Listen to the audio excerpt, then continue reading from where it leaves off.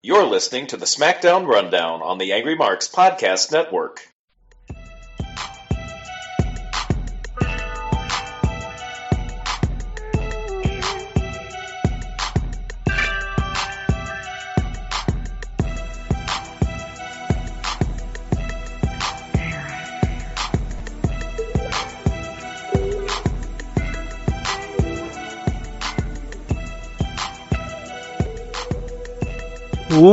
Welcome to another episode of the SmackDown RunDown here on the Angry Marks Podcast Network. Yes, it is I, the one and only Nikolai, and I am joined once again by my co-host, Jordan Garber.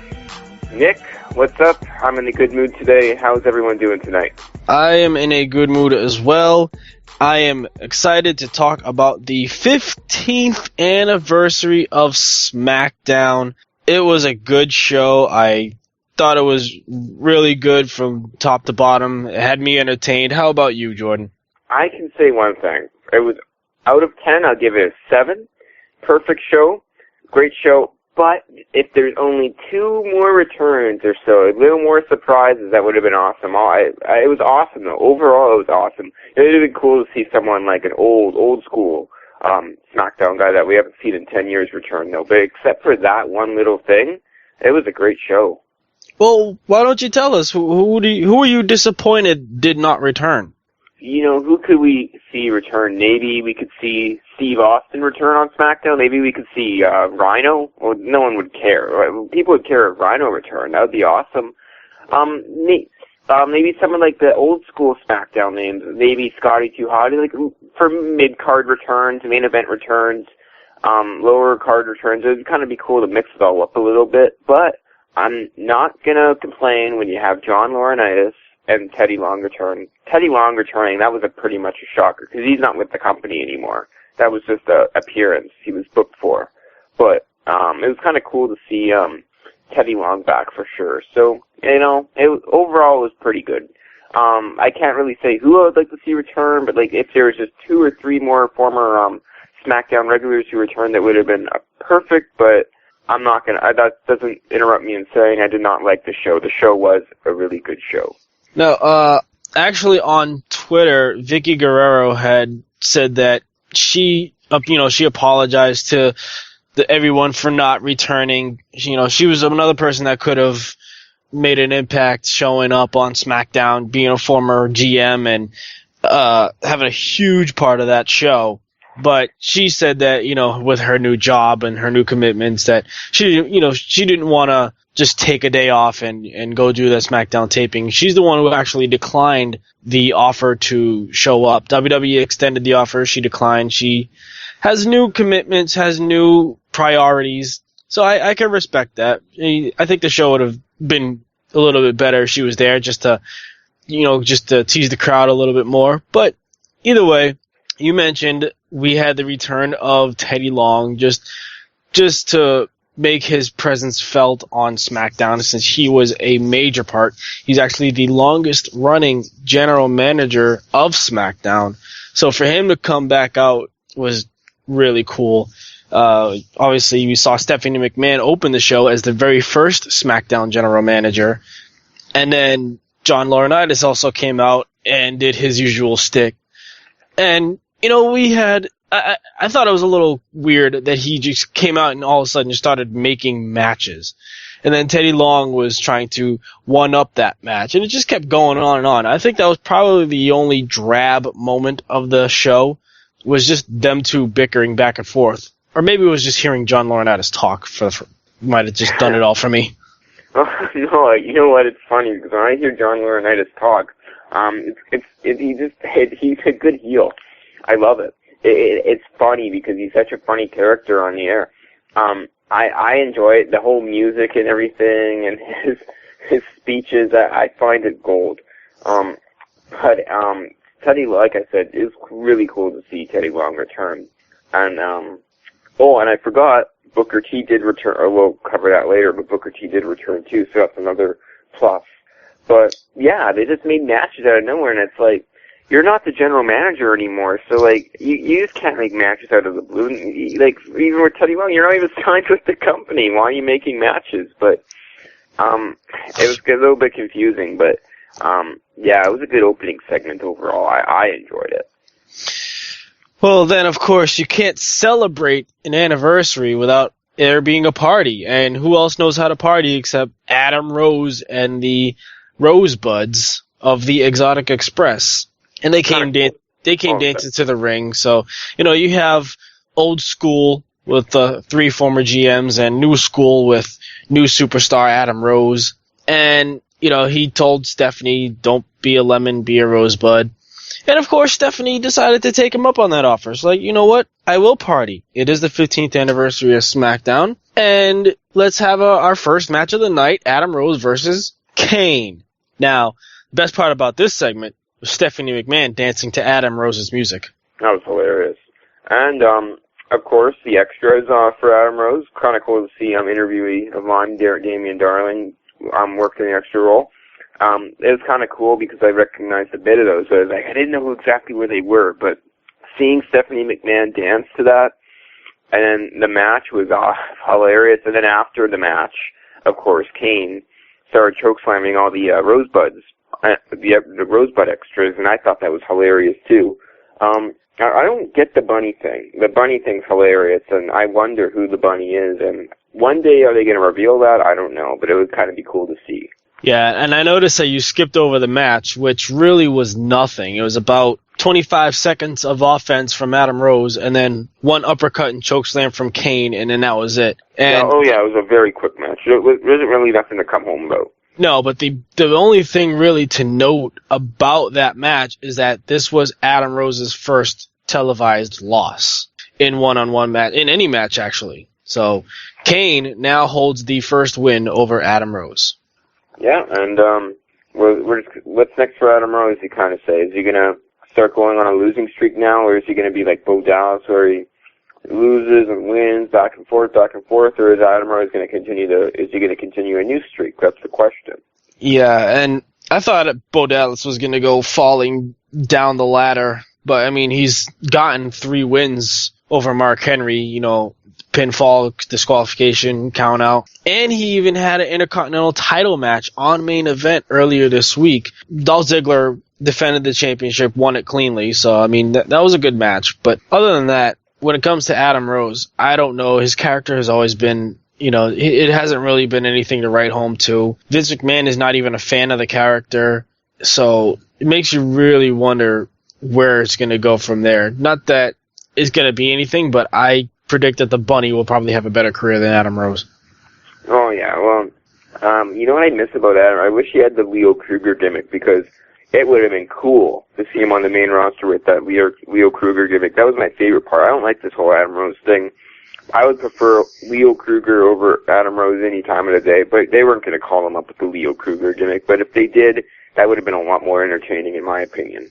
Well, you never know. If this gimmick doesn't go over, then they could always go back to that gimmick. They could just say, Adam Rose is, he wanted to be a rock star, so he changed his name to Adam Rose, but he became more serious, and he's going by his real name, Leo Kruger. They could always do something like that. There's never been any doubt that WWE will change the storyline and the name of a character. I mean, just look at Michael McGillicuddy / Curtis Axel, Very true, very true. It could always go back to that if they really wanted to. Not that I'm giving them any ideas, even though they're probably going to take it since WWE listens to the SmackDown Rundown.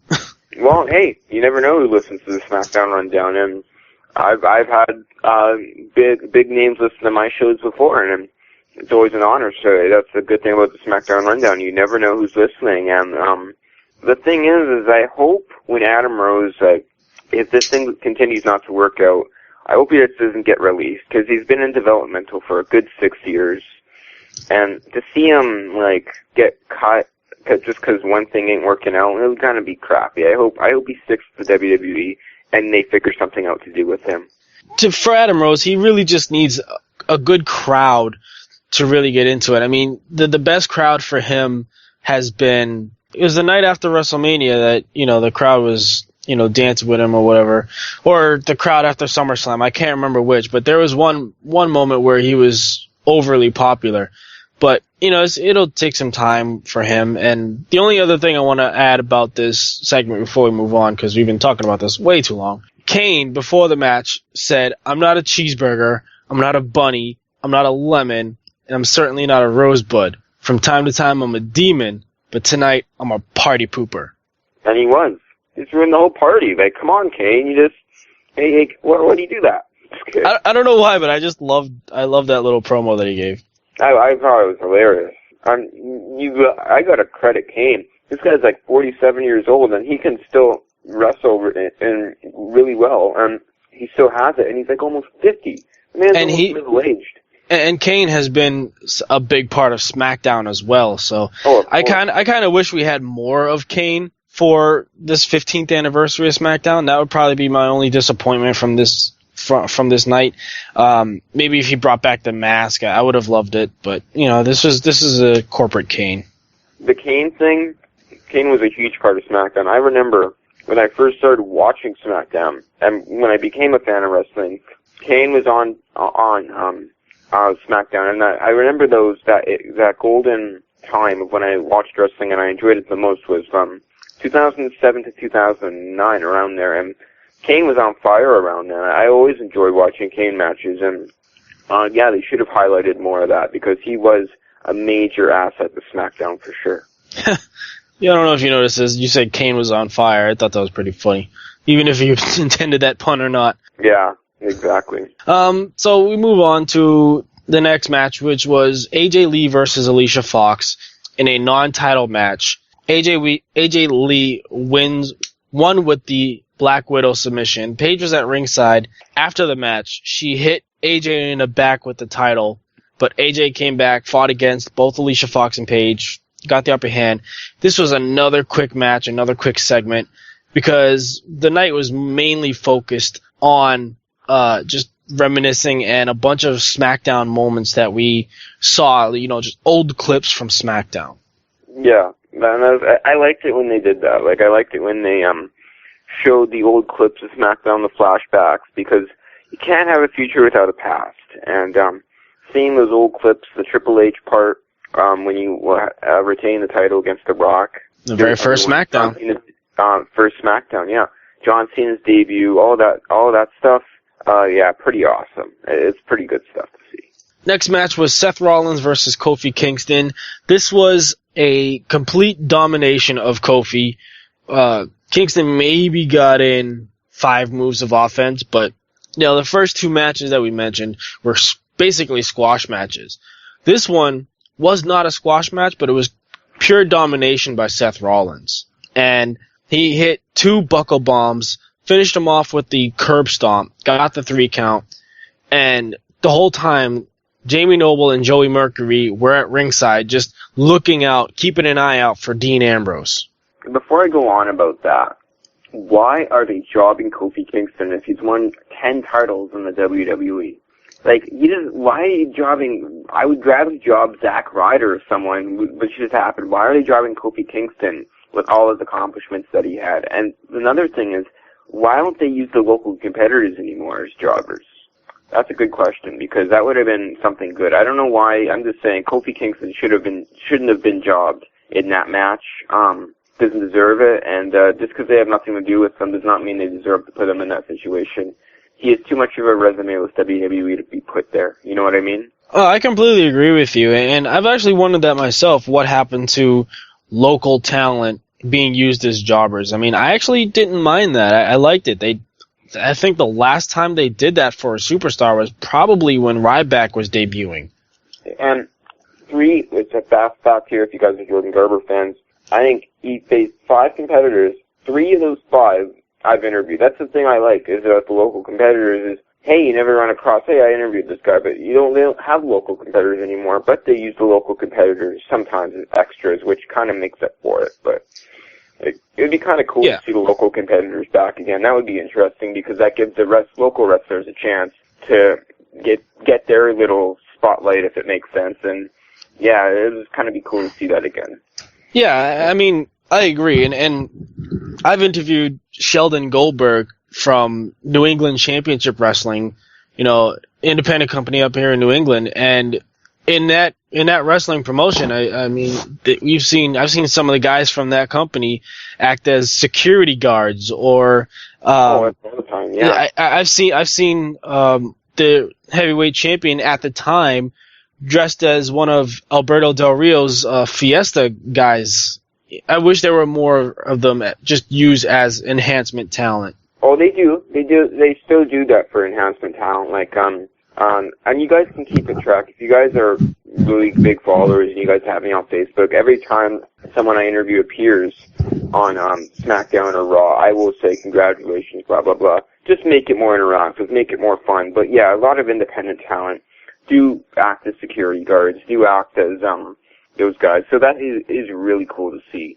At least they're not missing out on that. Once they start adding actors to that part, that would suck, but it's kind of cool how they're adding wrestlers, and yeah, it's really interesting. Really not much else going on for the show, but moving on, we had Dolph Ziggler, the Intercontinental Champion, taking on Rusev in another non-title match of the night. This wasn't really a one-sided ass-kicking as the past 3 matches have been, but, Rusev was dominant as usual. He defeated Dolph Ziggler. He got the accolade, made Ziggler tap out. What does this say about Rusev? I mean, they give him the win in a non-title match over the Intercontinental Champion. Yet he's still locked in this feud with Big Show, and he got totally slammed by The Rock on Monday Night Raw. It's like, what are they doing with Rusev now? Like, he got embarrassed by The Rock, he defeated the Intercontinental Champion in a non-title match, and now he has to go face Big Show on Monday Night Raw. Yeah, it's just a little bit mixed up. The better question would be, how long do you think Rusev's going to be undefeated for? Do you think he is going to be able to beat the Big Show? I don't know where they're going to go with this, or why, or what the reasoning is, but I really have nothing else to add to it. Post-match, Lana said that on this past Monday, they encountered The Rock. She called him a coward. Rusev said The Rock will pay for his consequences, and Big Show will pay too, and he will be crushed. Moving on. I mean, this really was nothing spectacular.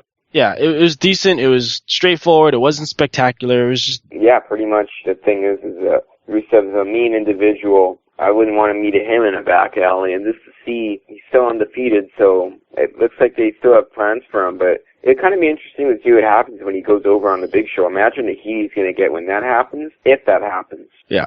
We had next, in my opinion, probably the best part of SmackDown, and it wasn't even on SmackDown that it happened.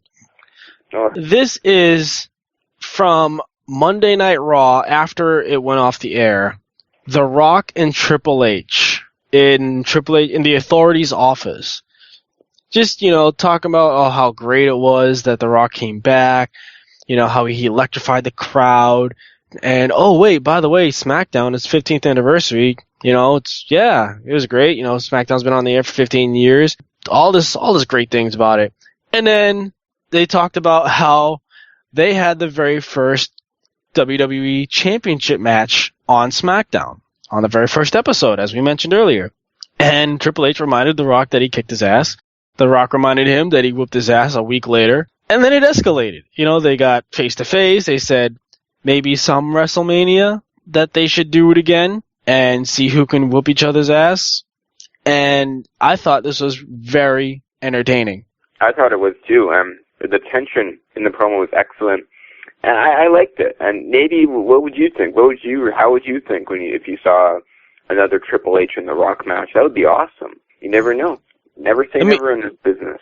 I mean, that would be a really good match. I mean, Rock and Triple H have had one of the best feuds in 1999. Actually, 2000, I should say. It was in 2000 because Stone Cold was out of action, for a neck surgery in 2000. So it was mainly Triple H and The Rock, and they put on some really good matches, and they had one of the best feuds going in WWE.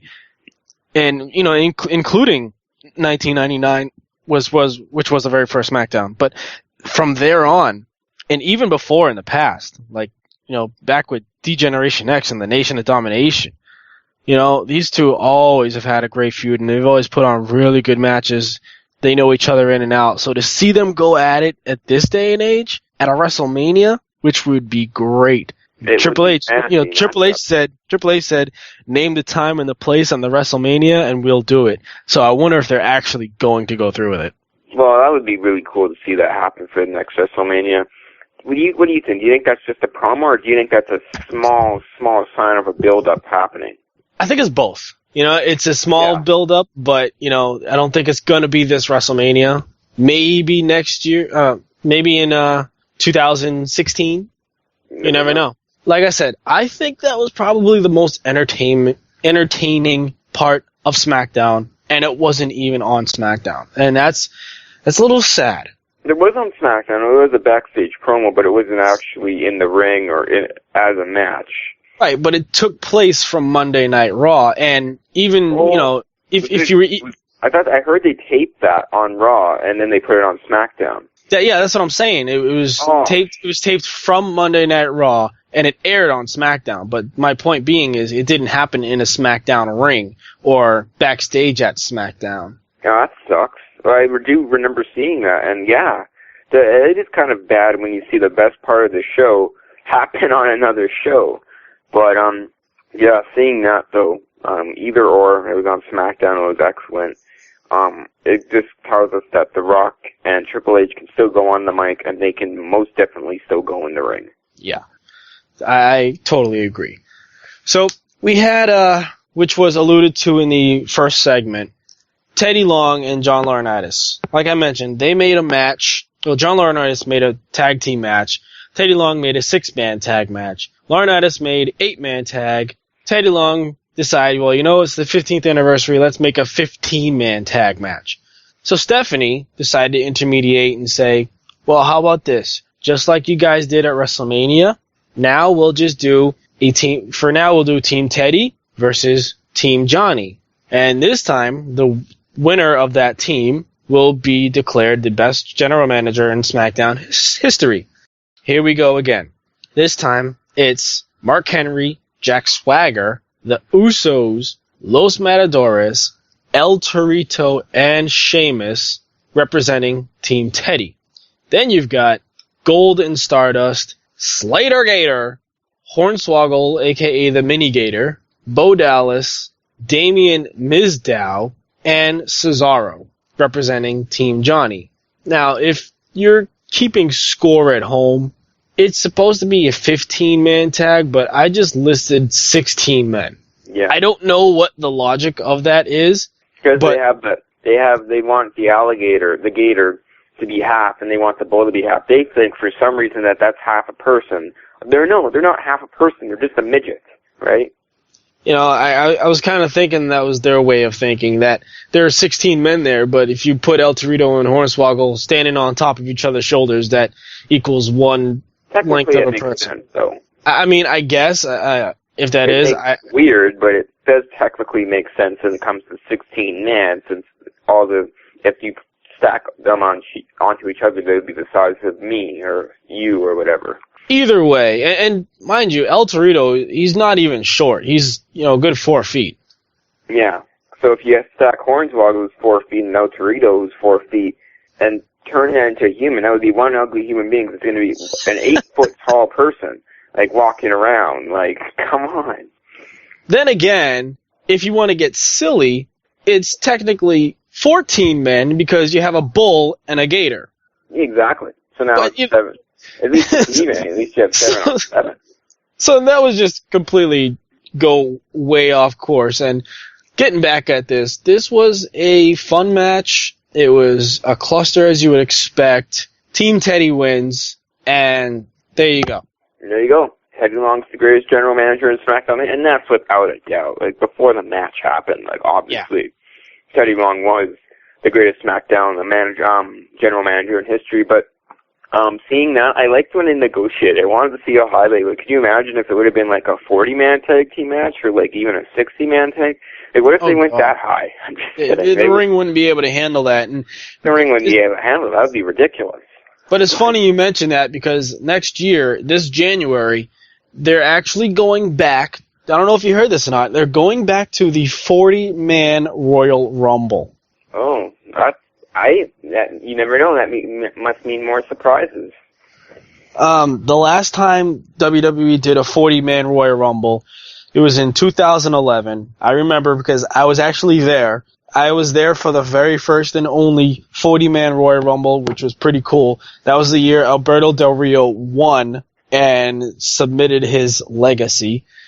But I didn't expect them to go back to that. And when I heard the news, I was actually surprised. And I'm thinking they actually have enough guys to cover 40 men in a Royal Rumble.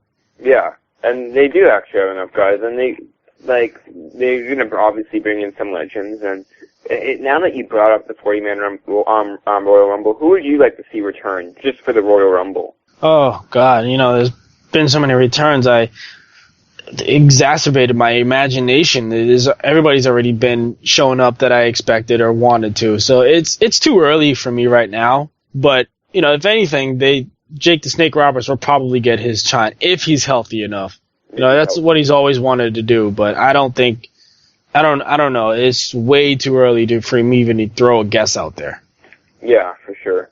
That being said, Teddy Long is the greatest general manager of SmackDown of all time. Second nod goes to Booker T, who was actually on commentary for this match. That was cool to see. And in a non-televised segment, this was actually on WWE.com.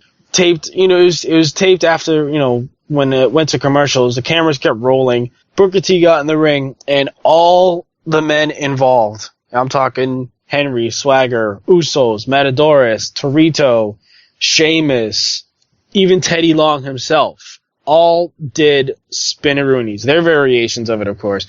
But Booker T got in the ring. Everybody did a spinneroonie for the live crowd. It was pretty cool. It was funny because a lot of people can't do it. But I can't. I can't do a spinneroonie. The best ones were Booker T and the Usos. It looked like a fun show. It looked like a fun moment. The main event of SmackDown was Miz TV. And The Miz actually made an announcement that hadn't been made before. So for John Cena and Dean Ambrose, when they face off at the Hell in a Cell pay-per-view, their match will be a no-holds-barred contract on a pole match. Yeah. But what do you think of that? Contract on a pole. When you hear that announcement, what do you think, contract on the pole? Are you like, yeah, that's cool? Or are you like, whatever? Whenever I hear something on a pole match, I want to shove it up someone's ass and just tell you to rewrite it. To me, it doesn't seem like anything too special. No. Make it a ladder match, Any way I can see a ladder match is great. Put the contract in a briefcase just hang it above the ring and have to unhook the clipboard or something, On a pole? Really? I thought we were done with these pole matches in WWE. What's next? I remember they always do these pole matches. It would kind of be cool, contract ladder match. Why the pole match? It's more entertaining if it's a ladder match. But maybe it's because the match is not built up big enough for it to be a ladder match. That's another good point. But, contract on a pole match, heck, why don't you just have a normal match? Because seeing Ambrose in the ring and Cena, that would be a good match. Or just leave it as no holds barred.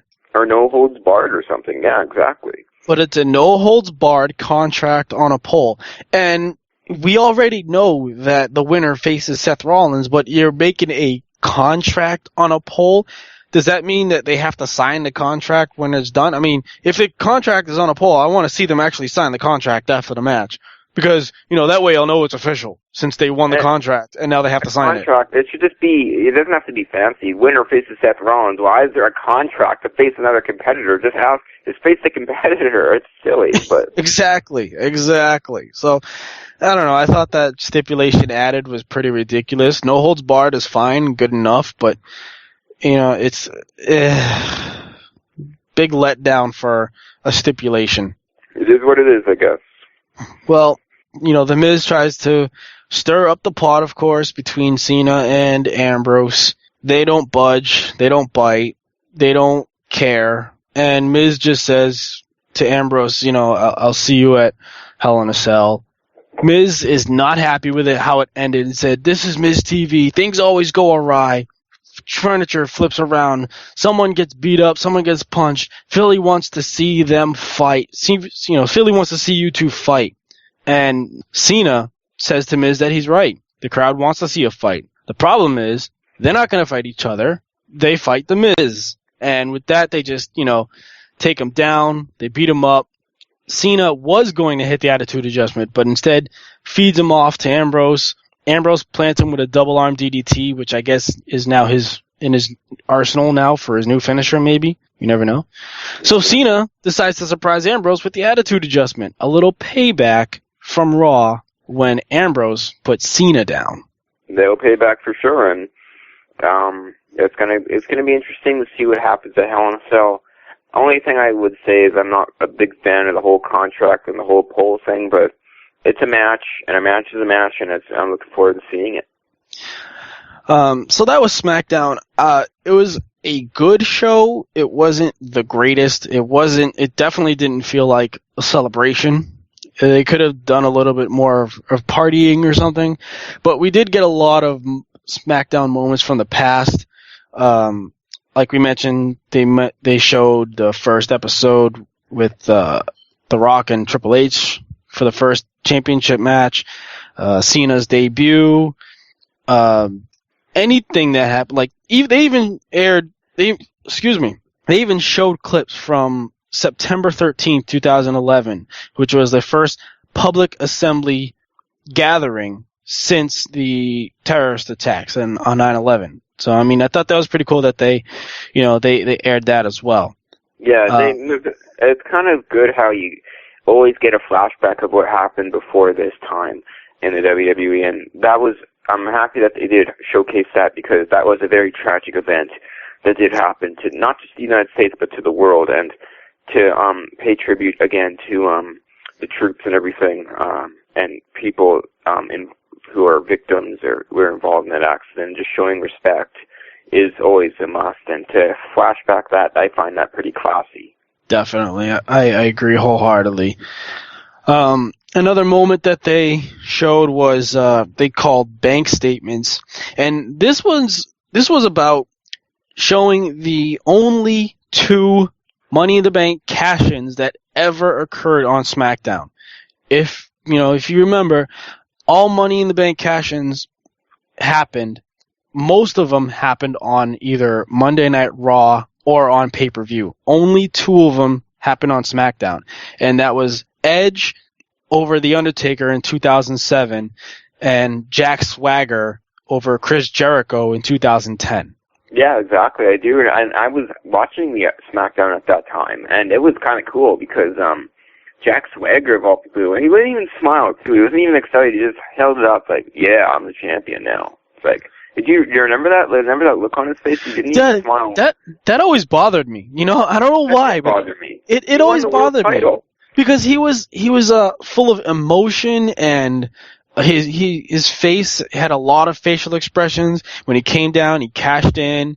He was excited. He hit the gut wrench powerbomb on Jericho, and then when the 1, 2, 3 happened, he just became straight faced and raised the title up in the air as if like, yeah, I just won this.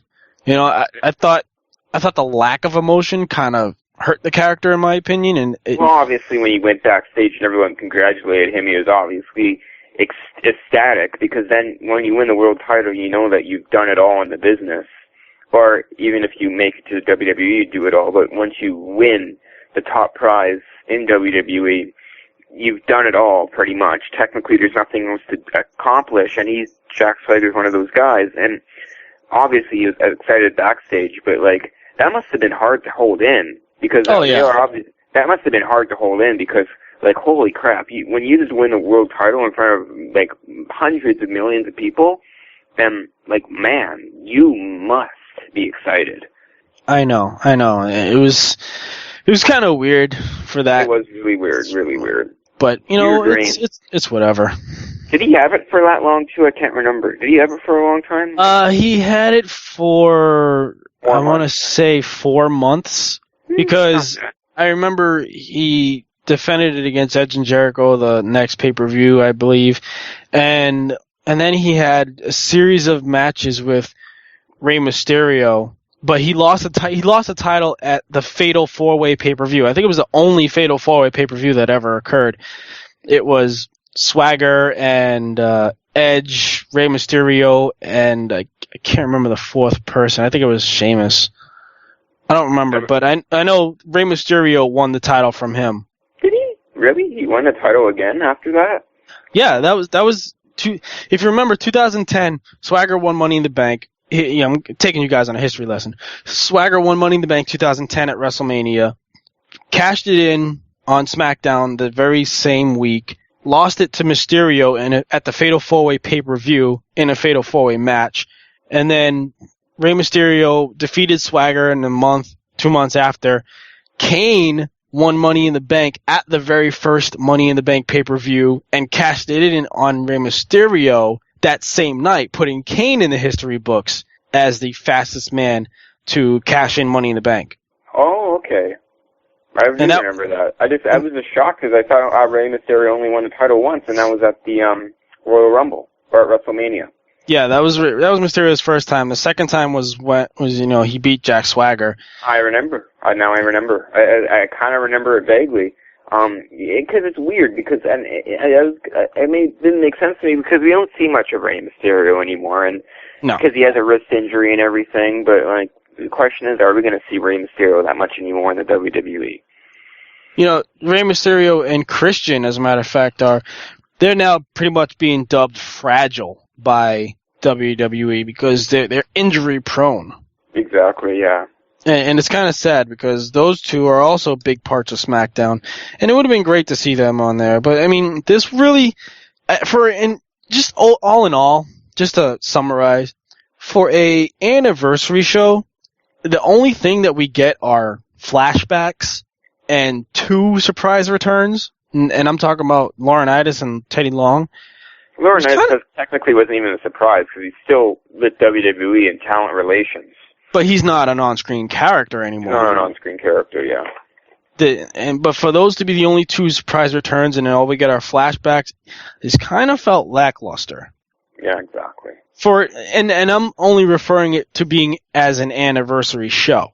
As a whole, as a regular SmackDown, it was fine. But yeah, exactly. But it did not feel like a celebration, and it's definitely not a memorable night.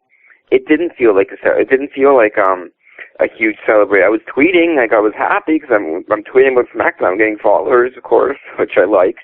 But that was fun. But for the show, it didn't seem like it was a 15th anniversary celebration. It seemed like just a good episode of SmackDown. It didn't really seem like a celebration episode or a tribute episode or something. It just seemed normal. Yeah. The 500th episode, the 600th episode, the 700th episode, the 10th anniversary episodes of SmackDown, all were memorable and were great. This was just, yay, happy birthday SmackDown. Happy birthday SmackDown. Today's another day. Yeah, exactly. So, I mean, whatever. It's come and gone, but like I said, SmackDown was good as a whole for a show.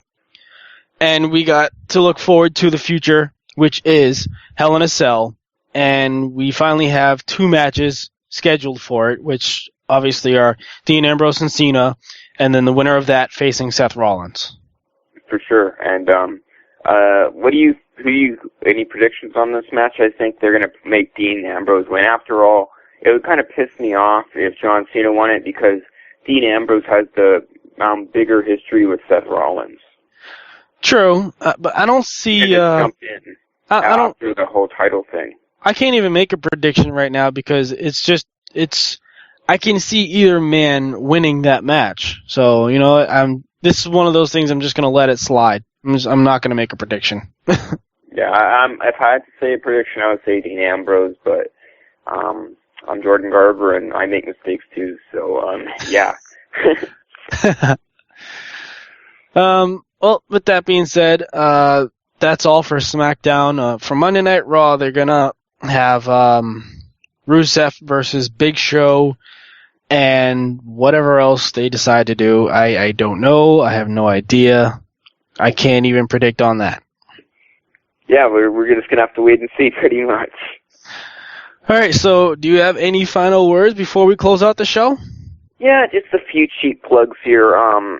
I will be on. I have another interview. I'm being interviewed again by a nice new podcast called LD Global Podcast. That's actually happening pretty soon, so that should be fun. If you want to see that interview or me being a part of that show or whatever, you can check it out on my Twitter. I'll just send the link on my Twitter in a few days, or maybe whenever it's posted, or I'll just post it on WrestlingWorld247.com. And pretty much that's it. And follow me on Twitter, of course, at Jordan J. Garber. And, stay tuned because Jordan Garber has a lot more coming his way. Awesome. So make sure you check that out. Check me out on Twitter at Nikolai, Nickolye. Check out AngryMarks on Twitter and on Facebook. And, don't forget to check out AngryMarks.com for all the news, rumors, video clips, AMP TV, podcasts, recaps, and everything else in between for your viewing and listening pleasure. That's going to do it for this week's episode of the SmackDown Rundown. For producer Kayla Cat, for my co-host Jordan Garber, this is Nikolai telling you we will see you next time.